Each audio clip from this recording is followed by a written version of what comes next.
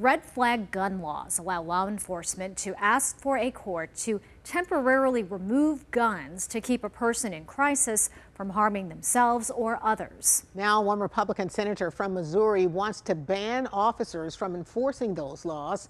Our Missouri Chief Capitol Bureau reporter Emily Manley has more on the debate. The Anti-Red Flag Gun Seizure Act states that any federal order of protection or court order to confiscate a law-abiding citizen's firearms or ammunition violates that person's Second Amendment rights. The sponsor of the bill says this protects Missourians from government overreach.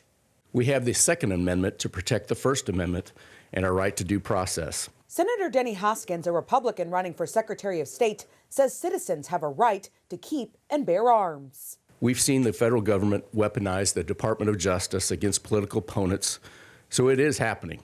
We don't want that to happen in Missouri. Those in favor of his legislation say red flag laws are unconstitutional. If a person is believed to be a danger to themselves or others, taking away their firearms does not remove that danger. Missouri is one of more than 30 states without a red flag law, which temporarily removes firearms from people experiencing a mental health crisis.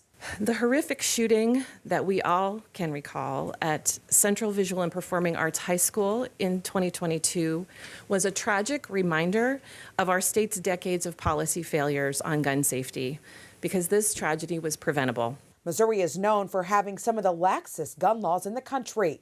No permit is needed to buy a gun, and the state allows for open carry. Constant heartbreak cannot and should not be our reality in Missouri. Democrats on the Senate committee saying they will do everything they can to make sure this bill doesn't go into law. And here we are with the bill.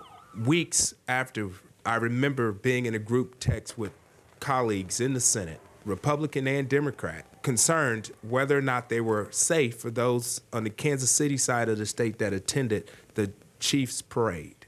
The committee did not vote on the bill Wednesday, and it's unclear if it has a path forward. Over in the House, Majority Leader John Patterson says representatives will no longer be taking action on two pro-gun pieces of legislation